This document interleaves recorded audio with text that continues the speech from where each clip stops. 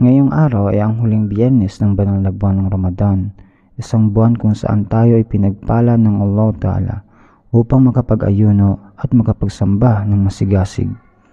Ito ay isang biyaya mula sa Kanya, subalit mahalaga na ating maunawaan na ang layunin ng Ramadan ay hindi natatapos sa pagtatapos ng buwan.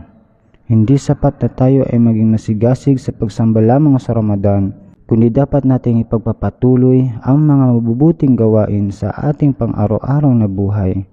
Ang tunay na layunin ng ating paglikha ay upang maging matatag na alipin ng Allah, laging sumusunod sa Kanya mga utos at masigasig sa pagsamba. Kaya naman ang mga tumanggap ng pagkakataong lumapit sa Allah sa pamamagitan ng pagdarasal, pagbasa ng banal na Quran at pagdarasal ng mga nawafil ay may tungkuling ipagpatuloy ang mga kabutihang ito kahit matapos ang Ramadan. Tanging sa pagpapatuloy ng mga mabuting gawa natin, makakamtan ng tunay na tagumpay na itinakda ng Allah para sa atin. Ang pagsamba sa Allah Ta'ala ay hindi dapat isinasagawa lamang tuwing Ramadan. Hindi natin dapat hintayin ang susunod na Ramadan upang muling maging masigasig sa ating pananampalataya. Sa halip, ang bawat araw, bawat pagdarasal, ang bawat biyernes ay dapat maging daan upang mas mapalapit tayo sa Allah Ta'ala. Katulad ng Ramadan, ang bawat biyernes ay may dalang biyaya at pagpapala. Hindi lamang ang huling biyernes ng Ramadan. Sa ating panahon ngayon, tayo ay pinagpala ng Allah Ta'ala sapagkat Kanyang isinugo ang Hazrat Masimod at Imam Mahdi a.s. si Hazrat Mirza Ghulam Ahmad upang muling buhayin ang tunay na Islam. Pinayuhan niya ang kanyang mga tagasunod kung paano maging tunay na Muslim, paano maging tapat na alipin ng Allah, at paano sa buhay ang Islam sa lahat ng aspeto ng ating buhay.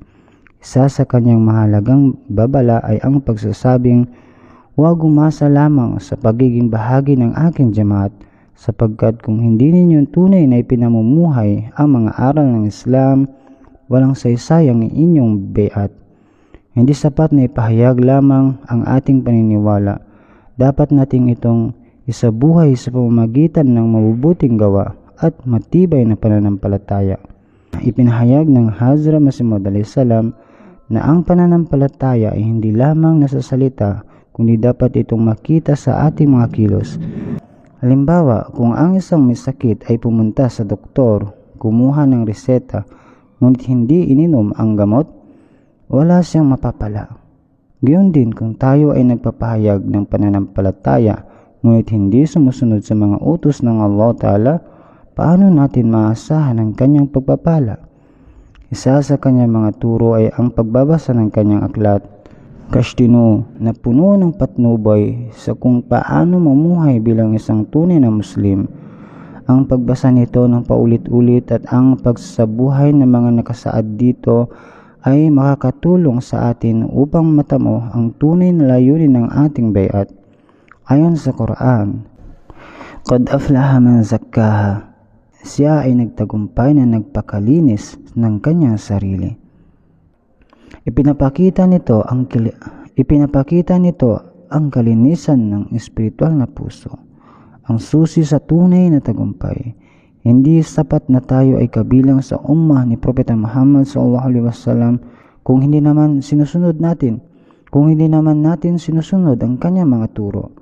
Ang pagiging tunay na Muslim ay hindi lamang sa pangalan kundi sa pagsunod sa mga aral ng Islam sa ating pang-araw-araw na buhay.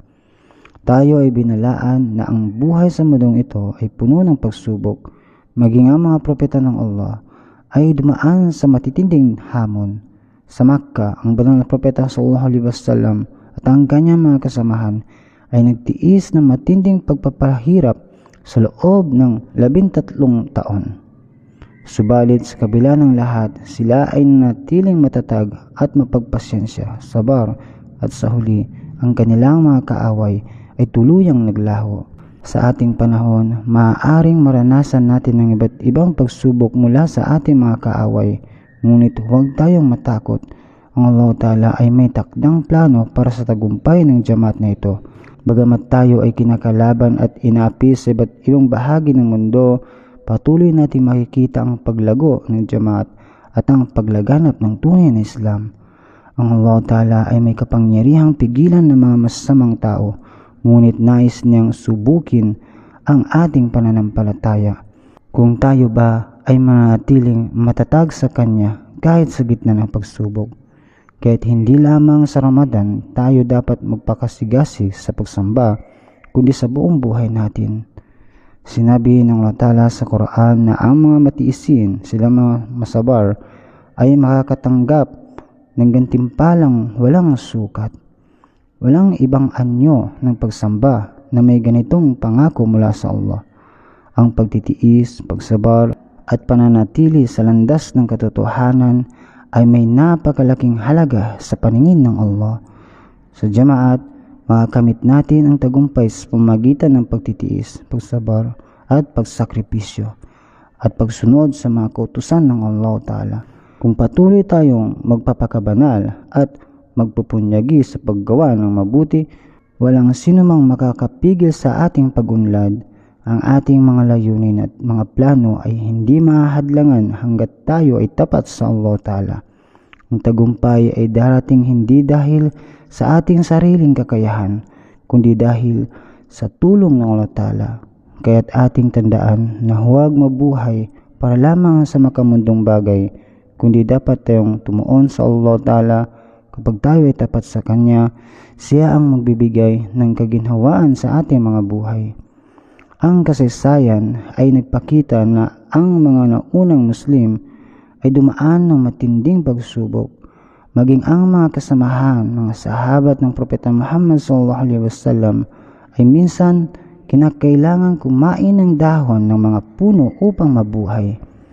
Sa kabila nito, hindi nila iniwan ang kanilang pananampalataya. Sa ating panahon, napakaraming tukso na naglalayo sa atin sa Allah Ta'ala. Ang modernong teknolohiya, media at iba pang bagay na ginagamit upang iligaw ang mga tao mula sa tamang landas sa makatuwid bilang mga tagasunod ng Hazrat Masih Maud salam ay may tungkulin tayong iwasan ng mga bagay na maaaring humantong sa kasalanan at manatiling matatag sa ating pananampalataya. Minsan, inuuna ng tao ang makamundong kapakinabangan kaysa pagsunod sa Allah Ta'ala. Ngunit ang tunay na tagumpay ay nasa pagsunod sa Kanya at sa Kanyang mga utos. Kung tunay tayong susunod sa mga aral ng Islam, ang Allah Ta'ala ay magbubukas ng Kanyang mga biyaya at ipagkakaloob ang lahat ng ating pangangailangan. Sa pagtatapos ng Ramadan, huwag nating hayaan na maglaho rin ang ating sigasig sa pagsamba. Ang ating layunin ay hindi lamang ang Ramadan, kundi ang buong buhay natin ay dapat ituring na isang Ramadan, isang patuloy na pagsisikap upang mapalapit sa Allah Ta'ala. Kung ating sasabuhay ang mga aral ng Islam at magiging matatag sa ating pananampalataya, makikita natin kung paano tayo pagpapalain ng Allah Ta'ala at bibigyan ng tagumpay sa mundong ito at sa kabilang buhay. Ya Allah, gawin mo kaming tunay na Muslim na sumusunod sa iyong mga utos sa bawat araw ng aming buhay. Amin.